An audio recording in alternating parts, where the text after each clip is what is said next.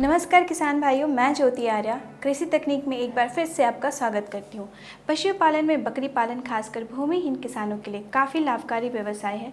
पिछले एपिसोड में हमने बकरियों की प्रजातियों और उसके रख रखाव के बारे में जानकारी हासिल की थी। आज हम इसके एक और महत्वपूर्ण पहलू बकरियों के खान पान के बारे में चर्चा करेंगे।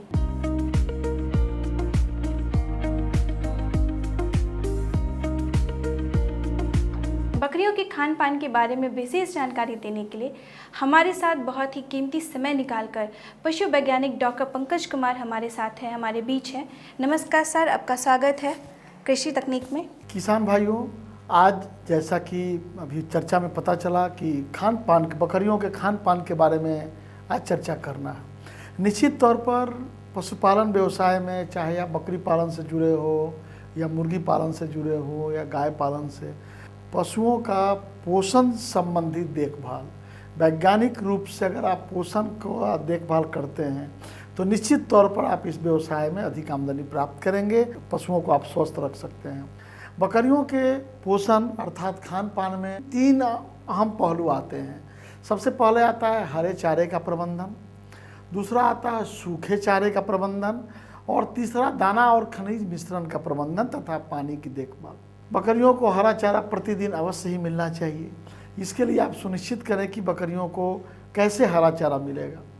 विशेषकर आप ब्लैक बंगाल या बर्बरी प्रजाति की बकरियां अगर आप पालते हैं तो इसे आप चराई पर रखनी पड़ेगी। चराने के लिए जब बाहर ले जाते हैं तो उन्हें हरा चारा की व्यवस्था सुनिश्चित करें। वैसे जगह ले जाएं कि जहां हरा चारा मिले, किसी जलमग्न वाले क्षेत्र में न ले जाएं, नहीं तो हरा चारा के द्वारा कई तरह का संक्रमण बकरियों के शरीर में चला जाता है।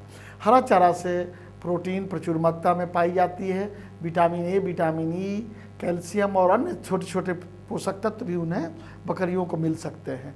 लेकिन protein, vitamin A, vitamin E का ये एक प्रसिद्ध स्रोत है जिससे कि उनके मांस में वृद्धि होती है प्रोटीन से, और विटामिन ए, ई सूरज की रोशनी से विटामिन डी लेकर के कंबाइन करके उनके प्रजनन तंत्र को दुरुस्त करता है, जिससे कि आप वर्ष में 2 बार अर्थात 14-15 महीने में 2 बार आप बच्चा प्राप्त कर सकते हैं, बच्चे स्वस्थ होंगे।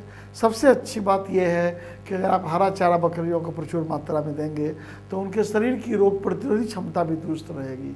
अर्थात जब मौसम बदलेगा तो ऐसी स्थिति में बकरियां आपकी तनाव में नहीं आएगी, उसकी शरीर बीमार नहीं पड़ेंगी और उनकी उत्पादकता बरकरार रहेगी।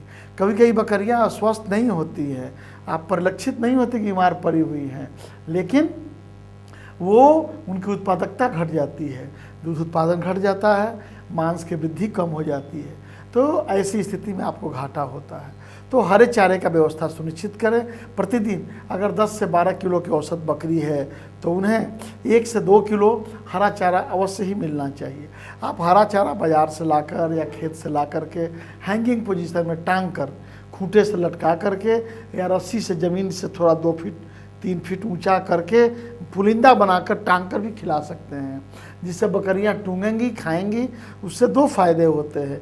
एक तो बकरियों के गर्दन का एक्सरसाइज होता है जिससे उनकी लंबाई बढ़ जाती है और मांस की उत्पादकता बढ़ेगी। दूसरा कि चारा गंदा नहीं होता है, संक्रमित नहीं होता। दूसरा है सूखा चारा।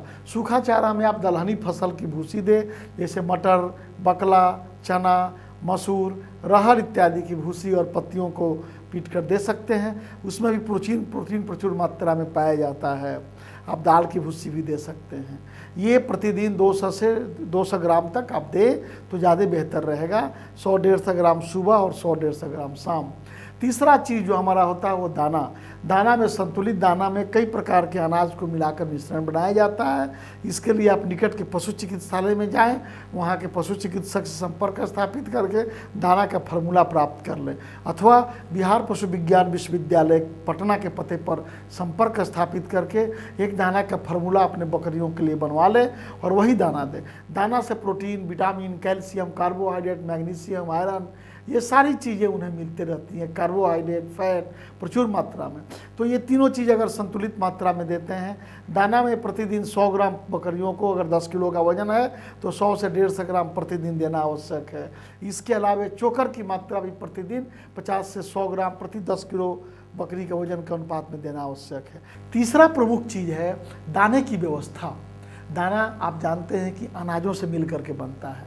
सिर्फ आप भूसा या उन्हें चुन्नी दे रहे हैं तो उससे काम नहीं चलेगा, हरा चारा दे रहे हैं उससे भी काम नहीं चलेगा, अनाज भी देना आवश्यक है। अगर आप उन्हें मांस वृद्धि के लिए कर रहे हैं तो मांस की वृद्धि के लिए प्रोटीन चाहिए, कार्बोहाइड्रेट चाहिए, फैट चाहिए, और ये सारी चीज़ अन्न से मिलेगा, अनाज से बेहतर मिलेगा।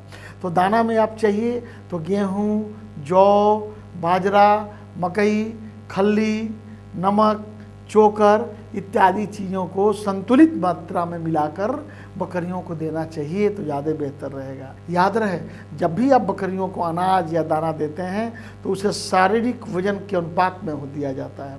औसतन अगर 10 से 12 किलो शारीरिक वजन की बकरी है तो 150 ग्राम से 200 ग्राम दाना प्रति बकरी प्रतिदिन के हिसाब से देना आवश्यक है। इसके अलावे बकरियों को चोकर भी प्रतिदिन देना चाहिए। चोकर देने से बकरियों की आंत की सफाई रहती है, उन्हें दस्त की समस्या नहीं रहती है और उनके शरीर की में पानी का संग्रहण सही तरीके से होता है। इसलिए दाना आप अवश्य ही दें। दाना में ये ध्यान दें कि पुराना दाना न रहे। बारिश के दिन में भीगे हुए दाने में अनाज में फफूंद का संक्रमण हो जाता है, मॉइस्चर नहीं होना चाहिए, जिससे अफ्लाटॉक्सिन नामक एक फंगस आ जाता है जो कि बकरियों के लिए जानलेवा साबित हो सकता है। तो दाना हमेशा ताज़ा दें, सूखे जगह पर रखें, प्लास्टिक के बोरे में बंद करके रखें ताकि वो उनमें दिक्कत नहीं हो।